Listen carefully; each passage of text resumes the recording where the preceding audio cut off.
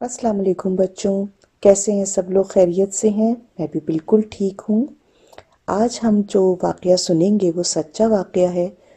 اور سلطان نور الدین زنگی رحمۃ اللہ علیہ کا واقعہ ہے۔ یہ بہت زبردست قسم کے ایک بادشاہ تھے، بہت نیک دل، بہت ہمدرد، بہت زیادہ انصاف کرنے والے اور اللہ کی عبادت بہت زیادہ کرنے والے، اور حضرت محمد صلی اللہ علیہ وآلہ وسلم سے بہت زیادہ محبت کرتے تھے۔ ان کی بادشاہت جو تھی وہ ایجپٹ اور سیریا اور اس کے آس پاس کے علاقوں میں ان کی حکومت تھی۔ اور بچوں کو میں نے ایک بات بتائی تھی نا کہ جب بھی ہمارے پیارے نبی حضرت محمد صلی اللہ علیہ وآلہ وسلم کا نام کسی بھی موقع پر پڑھیں یا سنیں یا خود سے بولیں تو اس کے ساتھ درود شریف ضرور پڑھیں۔ تو انشاءاللہ تعالیٰ آپ لوگوں نے درود شریف ضرور پڑھ لیا ہوگا۔ تو آگے چلتے ہیں۔ یہ واقعہ بالکل سچا واقعہ ہے اور اس کی شروعات کچھ اس طرح ہے کہ ایک رات وہ بادشاہ حضرت سلطان نور الدین زنگی تہجد کی نماز پڑھ کے آرام فرما رہے تھے۔ تہجد کی نماز پڑھی جاتی ہے عشاء اور فجر کے نماز کے درمیان میں۔ عشاء کے بعد کچھ دیر آرام کر لیا جاتا ہے اور فجر سے پہلے کسی وقت بھی وہ اس نماز کو پڑھ سکتے ہیں۔ یہ نفل عبادت ہے اور اللہ تعالیٰ کو بہت پسند ہے۔ تو سلطان تہجد کی نماز پڑھ کے کچھ دیر آرام کرنے کے لیے لیٹے کہ فجر میں ابھی ٹائم تھا۔ تو انہوں نے ایک ایسا خواب دیکھا کہ وہ کوئی معمولی خواب نہ تھا، وہ بہت ہی زبردست خواب تھا جو کہ اللہ تعالیٰ نے اس اہم کام کے لیے ان کو منتخب کیا تھا، اور وہ اس کا آخری اپنی عمر تک ہمیشہ اللہ کا شکر ادا کرتے رہے کہ اللہ تعالیٰ نے اتنے اہم کام کے لیے مجھے منتخب کیا۔ وہ خواب یہ تھا بچوں کہ اس خواب میں انہوں نے نور الدین زنگی رحمۃ اللہ علیہ نے حضور ہمارے پیارے نبی حضرت محمد صلی اللہ علیہ وآلہ وسلم کی زیارت کی۔ زیارت کا مطلب ہوتا ہے یعنی کہ انہیں خواب میں دیکھا، اور اس خواب میں حضور اکرم صلی اللہ علیہ وآلہ وسلم کے علاوہ انہیں 2 آدمی اور دکھائے گئے۔ گروسا ان کا چہرہ تھا، جیسے کوئی کرمنل ایکٹیویٹیز کرنے والوں کا ہوتا ہے، اور اس خواب میں حضور پاک صلی اللہ علیہ وآلہ وسلم ان دونوں آدمیوں کی طرف اشارہ کر کے فرما رہے تھے نور الدین زنگی سے کہ ان دونوں کی شر سے ہمیں حفاظت میں کیا جائے۔ تو یہ بات حضور پاک صلی اللہ علیہ وآلہ وسلم نے خواب میں کہی اور اس کے بعد خواب ختم ہو گیا۔ نور الدین زنگی کی آنکھ کھل گئی سوتے سے، اور وہ اٹھے اور انہوں نے وضو کیا، 2 رکعت نماز نفل پڑھی اور دوبارہ آرام کرنے کے لیے لیٹ گئے۔ ابھی انہوں نے آنکھ لگی ہی تھی، یعنی کہ ان کو نیند آئی تھی کہ یہی خواب، بالکل یہی خواب ان کو دوبارہ دکھایا گیا۔ دوبارہ انہیں حضرت محمد صلی اللہ علیہ وآلہ وسلم کی زیارت نصیب ہوئی اور ان 2 آدمیوں کو دکھایا گیا اور یہ فرمایا گیا کہ مجھے ہمیں ان کے شر سے حفاظت میں کیا جائے۔ اس خواب کے ختم ہوتے ہی نور الدین زنگی رحمۃ اللہ علیہ کی آنکھ دوبارہ کھل جاتی ہے، وہ اٹھتے ہیں، وہ دوبارہ وضو کرتے ہیں اور تہجد کی نماز ادا کرتے ہیں اور اللہ تعالیٰ سے بہت دعا کرتے ہیں اور دوبارہ آرام کرنے کے لیے لیٹ جاتے ہیں۔ ابھی وہ آرام کرنے کے لیے لیٹتے ہی ہیں، ابھی ان کو نیند آتی ہی ہے کہ کچھ دیر میں دوبارہ انہیں وہی خواب دکھائی دیا جاتا ہے، اور اس طرح تیسری دفعہ خواب میں انہیں ہمارے پیارے نبی حضرت محمد صلی اللہ علیہ وآلہ وسلم کی زیارت نصیب ہوتی ہے اور ان دونوں آدمیوں کا چہرہ دکھایا جاتا ہے اور وہ بات دوبارہ ریپیٹ کی جاتی ہے۔ تیسری دفعہ جب ان کی آنکھ کھلتی ہے نور الدین زنگی کی، تو وہ کافی ایک دم فکر میں مبتلا ہو جاتے ہیں اور تھوڑے پریشان ہو جاتے ہیں کہ میرے آقا حضرت محمد صلی اللہ علیہ وآلہ وسلم کو میرے ہوتے ہوئے کیسے کوئی پریشانی ہو سکتی ہے، میری جان بھی ان کے لیے حاضر ہے۔ تو اس معاملے میں مشورے کے لیے وہ فوراً اپنے وزیر کو بلاتے ہیں، وزیر یعنی کہ اپنے اسسٹنٹ کو، جن کا نام جلال الدین ہے۔ وہ خود بھی بہت نیک انسان ہے جلال الدین، اور بہت اللہ کے نیک بندے تھے۔ آدھی رات کو وہ بادشاہ کے نور الدین زنگی کے حکم پہ دوڑتے چلے آتے ہیں کہ میرے بادشاہ کو میری ضرورت اس وقت آدھی رات کو کیوں پیش آئی، یقیناً کوئی بہت خاص بات ہوگی۔ اور تھی بھی بہت خاص بات کہ، اور کتنی بڑی بات تھی کہ ایک ہی رات میں نور الدین زنگی کو اللہ تعالیٰ نے 3 دفعہ ہمارے پیارے نبی صلی اللہ علیہ وسلم کی زیارت نصیب کی، یعنی کہ انہیں خواب میں دیکھنا نصیب ہوا۔ کتنی خوش نصیبی کی بات تھی ان کے لیے یہ۔ اس تمام واقعے کا ذکر نور الدین زنگی نے اپنے وزیر جمال الدین سے کیا، انہیں واقعہ پورا اپنے خواب بتایا، اور یہ بتایا کہ یہ ایک ہی خواب میں نے 3 دفعہ ابھی دیکھا ہے، اور آپ میرے اس معاملے میں مجھے مشورہ دیجئے۔ تو جمال الدین کہتے ہیں کہ مجھے لگ رہا ہے، یعنی کہ ان کے وزیر جو ہیں وہ کہتے ہیں کہ مجھے لگ رہا ہے کہ مدینے میں کوئی خاص واقعہ پیش آنے والا ہے، تو ہمیں فوری طور پہ مدینے جانے کی تیاری شروع کر دینی چاہیے اور وہاں پہنچنا چاہیے، تاکہ ہم اس معاملے سے جو بھی کوئی معاملہ ہے اس کو دیکھ سکیں وہاں کہ کیا ہونے والا ہے۔ ابھی یہ سب کچھ انہوں نے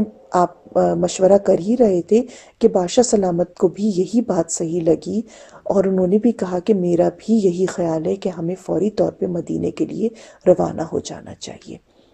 انہوں نے فجر کی نماز کا وقت قریب تھا، انہوں نے تیاری شروع کی، اور اپنے ساتھ وہ 20 لوگوں کو اور انہوں نے لیا، اور فجر کی نماز ادا کی، اور اپنے ساتھ ساز و سامان لے کے، کافی ساری چیزیں لے کے، اس لیے کہ انہیں یہ نہیں پتا تھا کہ انہیں کتنے دن مدینے میں رکنا پڑے گا۔ وہ روانہ ہو گئے، اور جس جگہ سے وہ چلے تھے، یعنی کہ ان کا جو علاقہ تھا دمشق، وہاں سے لے کے مدینے تک کا راستہ تقریباً بنتا تھا اس زمانے میں جب لوگ سفر کیا کرتے تھے 25 سے 27 ڈیز، دن رات جب لوگ سفر کرتے تھے تو اتنے دن میں پہنچ گئے 17 یا 16 ڈیز کے اندر۔ 10 دن پہلے وہ یعنی کہ مدینے پہنچ گئے، اور انہوں نے مدینہ منورہ پہنچ کے حضور اکرم صلی اللہ علیہ وسلم کے روضے پہ حاضری دی، وہاں نفل ادا کی، نماز پڑھی اور دعا مانگی۔ اور کیونکہ بادشاہ سلامت وہ اتنے خاص بہت بڑے بادشاہ تھے سلطان نور الدین زنگی اس زمانے میں، تو جب اطلاع پہنچی وہاں کے حاکم کو مدینے کے، تو وہ فوراً ان کا استقبال کرنے کے لیے ان کے پاس آیا، اور ان کا بہت ہی پرزور طریقے سے، بہت اچھے طریقے سے ان کو ویلکم کہا، اور ان سے یہ فرمایا کہ آپ آرام کے لیے آپ کے ہم فوری طور پہ انتظام کرتے ہیں۔ بادشاہ سلامت نے ان سے یہ کہا کہ آپ سے میں کچھ اکیلے میں تنہائی میں بات کرنا چاہتا ہوں، تو انہوں نے کہا بالکل، آپ میرے ساتھ جو دل چاہے ہم لوگ بیٹھ کے اکیلے میں بات کرتے ہیں۔ پورا واقعہ جو کچھ بھی انہوں نے خواب میں دیکھا تھا نور الدین زنگی نے مدینے کے حاکم کو بتایا۔ مدینے کے حاکم اور انہوں نے کہا کہ اب آپ بتائیے، آپ مشورہ دیجئے کہ یہ معاملہ کس طرح حل کیا جائے، کہ وہ 2 لوگ جو خواب میں مجھے دکھائے گئے ہیں ان کو کس طرح تلاش کیا جا سکتا ہے مدینے میں۔ تو کافی سوچ بچار کے بعد حاکم یہ کہتے ہیں کہ کیونکہ سلطان نے ان سے یہ کہا تھا نور الدین زنگی نے کہ میں یہ معاملہ چاہتا ہوں کہ جلد از جلد، جتنا آپ جلد ہو سکے اس معاملے کو طے کیجئے۔ اور وہ خود بھی حاکم یہ سمجھتے تھے کہ یہ کوئی معمولی معاملہ، یعنی کہ چھوٹی بات نہیں ہے، اس کو تو ڈیلے کرنا ہی نہیں ہے، جلد از جلد پورا کرنا ہے۔ تو انہوں نے یہ کہا کہ میں ایک بہت بڑی دعوت کرتا ہوں جو تمام مدینے کے لوگوں کے لیے ہوگی، اور اس میں تمام لوگ جب شرکت کریں گے تو آپ کو وہاں پر موقع مل جائے گا کہ آپ ان 2 لوگوں کو پہچان سکیں۔ یہ مشورہ جو ہے وہ نور الدین زنگی کو بہت پسند آتا ہے، اور وہ کہتے ہیں کہ بالکل آپ اس طرح کیجئے تو یہ آسانی ہوگی اس میں۔ اور اس طرح سب میں اعلان کر دیا جاتا ہے پورے مدینے میں کہ مدینے کے حاکم نے سب لوگوں کی، مدینے کے تمام لوگوں کی دعوت کی ہے، اس میں سب کو شریک ہونا ہے، سب لوگ آئیں، اور حاکم نے سب کو بلایا ہے۔ اور وہاں پر ایک سلطان بھی موجود ہوں گے، سلطان نور الدین زنگی، جو اس جگہ کے بادشاہ ہیں، اور وہ اپنے ہاتھ سے سب کو تحفے تحائف دیں گے۔ تحفے تحائف کا مطلب یعنی کہ پریزنٹس دیں گے، انعامات دیں گے۔ اور یہ اس لیے رکھا گیا تھا، اس مقصد کے لیے کہ جب بادشاہ سلامت سلطان نور الدین زنگی اپنے ہاتھ سے تمام لوگوں کو پریزنٹس دیں گے تو اس طرح ہر شخص نور الدین زنگی کے سامنے سے گزرے گا اور وہ اس کے چہرے کو بہت غور سے دیکھ سکیں گے اور پہچان سکیں گے کہ کون سا شخص وہ ہے جو کہ انہیں خواب میں دکھائے گئے۔ سارے لوگ ان کے نظروں کے سامنے سے گزر گئے۔ جتنے لوگ مدینے کے اس دعوت میں شریک ہوئے تھے، اور مدینے کے تقریباً تمام ہی لوگ وہاں آئے تھے بادشاہ کی دعوت پر، اور سب کو تحفے دے دیے گئے، لیکن وہ 2 آدمی انہیں آخر ان میں نہیں ملے۔ سلطان نور الدین زنگی نے حاکم سے یہ کہا، مدینے کے حاکم سے، کہ کیا کوئی اور بھی ہے مدینے میں ایسا جو کہ اس دعوت میں نہ شریک ہوا ہو؟ آپ غور کیجئے اس بات پہ۔ کافی سوچنے کے بعد حاکم کو ایک بات یاد آئی، اور انہوں نے یہ کہا، مدینے کے جو حاکم تھے انہوں نے یہ کہا کہ ویسے تو ہر آدمی نے تقریباً ہر آدمی نے مدینے کے یہاں شرکت کی ہے، اور تب سبھی لوگ اس دعوت میں آئے ہیں، لیکن 2 درویش ایک ایسے ہیں جو کہ اس دعوت میں شریک نہیں ہوئے، اور وہ کہیں بھی نہیں جاتے آتے سوائے عبادت کرنے کے۔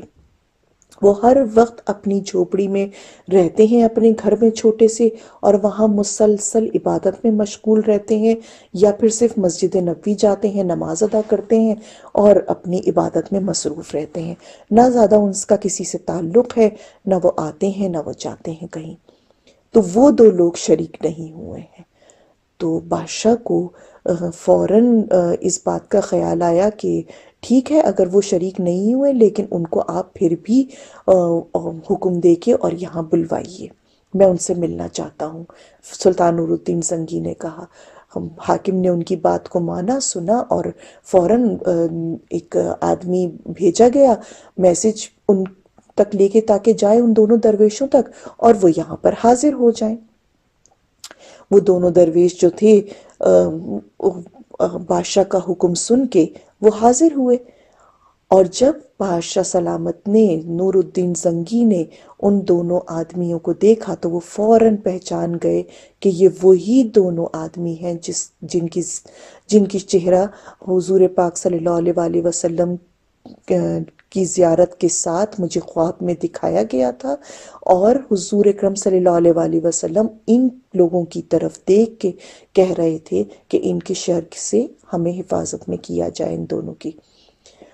نور الدین زنگی نے ان سے کچھ سوالات کیے کہ تم لوگ کون ہو اور کہاں سے آئے ہو؟ تو انہوں نے یہ کہا کہ ہم تو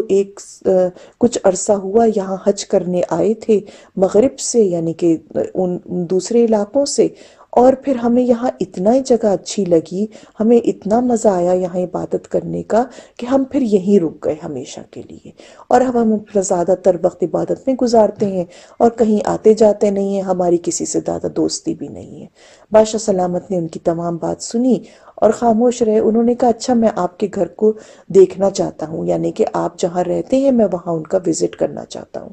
تو درویش کہتے ہیں بچوں، کیونکہ وہاں کے لوگ ان کو درویش کہا کرتے تھے۔ درویش ان لوگوں کو کہا جاتا ہے جو بہت زیادہ دنیا سے بالکل کٹ کے رہیں،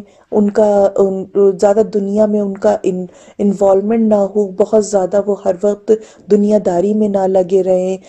دولت جمع کرنی ہے، یہ کرنا ہے، وہ کرنا ہے، بلکہ اپنا زیادہ تر وقت اللہ کی عبادت میں گزاریں اور اللہ کی رضا کے لیے ایسے کام کرتے رہیں جس سے اللہ راضی ہو، اللہ خوش ہو۔ تو اس وجہ سے یہاں کے لوگ ان کو جو ایکٹیویٹیز کرتے ہوئے دیکھتے تھے تو ان کو انہوں نے درویش کہنا شروع کر دیا تھا، کہ کیونکہ وہ زیادہ تر عبادت میں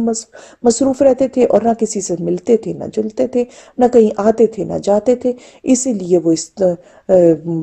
پوری جو بادشاہ نے، جو حاکم نے وہاں کی دعوت کی تھی تمام مدینے کے لوگوں کی، اس میں بھی وہ نہیں آئے تھے۔ تو بہرحال نور الدین زنگی جو تھا ان دونوں آدمیوں کے ساتھ ان کے جھوپڑی میں، ان کے گھر میں گیا، اور اس نے وہاں پر جب دیکھا تو وہاں اسے کوئی خاص چیز تو نظر نہیں آئی. وہاں کچھ قرآن شریف رکھے ہوئے تھے، کچھ کتابیں رکھی ہوئی تھیں، ٹوپیاں تھیں، ان کے چھوٹے موٹا گھر کے برتن تھے، اور اس طرح کا ہی سامان تھا. کوئی ایسی خاص چیز نہیں تھی. وہ دیکھتا رہا ایک ایک چیز اور غور کرتا رہا چیزوں کے اوپر. ایک زمین پہ ایک جانماز اور ایک چٹائی وغیرہ بچھی ہوئی تھی، جس پہ وہ ظاہر یہی ہو رہا تھا کہ وہ اس پہ عبادت کرتے تھے، نماز پڑھتے تھے. نور الدین زنگی کے دل میں پتہ نہیں کیا خیال آیا، اور اس نے وہ چٹائی کہتے ہیں کہ کھجوروں کے پتوں سے بنی ہوئی ایسی جانماز کی شکل ہوتی ہے، یا پھر جانماز بچھی ہوئی تھی، تو وہ اس نے اٹھائی. تو جیسے ہی اس نے وہ چیز اٹھائی تو اس کے نیچے پوری ایک ٹنل بنی ہوئی تھی، یعنی کہ ایک سرنگ. اردو میں کہتے ہیں سرنگ، اور انگلش میں کہتے ہیں اسے ٹنل. اور وہ ٹنل حضور پاک حضرت محمد صلی اللہ علیہ وآلہ وسلم کے قبر مبارک تک، یعنی کہ روضہ مبارک تک جا رہی تھی. اور وہ کافی کافی کافی گہری ٹنل کھود چکے تھے. ابھی وہ کچھ عرصے اور یہ کام میں مصروف رہتے تو حضور پاک صلی اللہ علیہ وآلہ وسلم کے جسم مبارک تک پہنچ جاتے.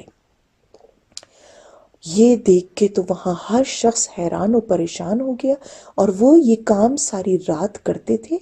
یہ ان سے جب پوچھا گیا کہ یہ تم کیا کر رہے ہو اور کیوں کر رہے ہو، تو انہوں نے پھر، اب تو ظاہر ہے وہ پکڑے گئے تھے، اب وہ جھوٹ بول نہیں سکتے تھے، تو انہوں نے جو جو بات تھی سچ وہ بتا دی. انہوں نے یہ بتایا کہ ہم کچھ جگہوں پہ یہ کہا جاتا ہے کہ وہ یہودی تھے، اور کچھ جگہوں پہ یہ کہا جاتا ہے کہ وہ عیسائی تھے. بہرحال وہ مسلمان نہیں تھے، اور وہ مسلمانوں کا حلیہ بنا کر آئے تھے، اور وہ اپنے آپ کو مسلمان ظاہر کر رہے تھے وہاں پر. اور انہوں نے یہ کہا کہ ہم آئے ہی خاص اس پلاننگ سے تھے، ہمیں یہ بھیجا گیا ہے مغرب کے ممالک سے یہ کام کے لیے کہ ہم اس طرح ٹنل کھود کے اور حضور اکرم صلی اللہ علیہ وآلہ وسلم کے جسم مبارک کو یہاں سے چوری کر کے لے جائیں. اور اس مقصد کے لیے ہم ساری رات یہاں پر کھدائی کرتے ہیں، اور کھدائی کرنے سے یہ ٹنل بنتی جاتی ہے، بڑھتی جاتی ہے، اور جو مٹی جمع ہوتی ہے وہ ہم صبح بڑے بڑے تھیلوں میں بھر کے، مشکیزے اس زمانے میں ہوتے تھے، یعنی کہ ان کو مشکیزہ کہتے ہیں، بڑے تھیلے کہہ لیں، کھال کے بنے ہوئے یا جو بھی ہے، ان کو جا کے ہم قبرستان میں ڈال آتے ہیں، جنت البقیع میں یا کسی ایسی جگہ پر. اور جنت البقیع میں وہ ڈالاتے تھے، وہ انہوں نے کہا. اور لوگ یہ سمجھتے تھے کہ وہ جنت البقیع روز صبح صبح بالکل جب روشنی ہوئی بھی نہیں ہوتی تھی فجر کی، اس سے بھی پہلے وہ اپنا کام یعنی کہ مٹی جو ساری رات انہوں نے کھدائی میں نکالی ہوتی تھی نا، وہ بڑے بڑے تھیلوں میں بھر کے جنت البقیع، ابھی اندھیرا ہی ہوتا تھا، اور وہ جنت البقیع میں جا کے ڈال آتے تھے. تو لوگ یہ سمجھتے تھے کہ جب وہ وہاں سے کچھ دیر بعد نکلتے تھے مٹی پھینکنے کے بعد، اور روشنی ہلکی ہلکی ہو جاتی تھی، تو لوگ یہ سمجھتے تھے کہ وہ قبرستان روز فاتحہ پڑھنے کے لیے جاتے ہیں، یا ان کو اچھا لگتا ہے تو قبرستان کا وہ وزٹ کرنے کے لیے جاتے ہیں، اور وہ اس کو بھی ان کا بڑا اچھا نیک عمل سمجھا کرتے تھے. جبکہ ان کا مقصد وہاں پر یہ تھا کہ وہ کھدائی ساری رات جو وہ کھدائی کر کے ٹنل بناتے رہتے تھے، اس کی مٹی کو وہاں پھینکنے کے لیے جاتے تھے، تاکہ ان کی جھوپڑی میں مٹی بہت ساری جمع نہ ہو جائے. نور الدین زنگی کو اور تمام لوگوں کو جب یہ بات اصل بتائی گئی تو فوری طور پہ نور الدین زنگی نے ان کو سزا دینے کا حکم دیا، اور ان کو قتل کر دیا گیا. ان کو، اور نور الدین زنگی نے روزہ مبارک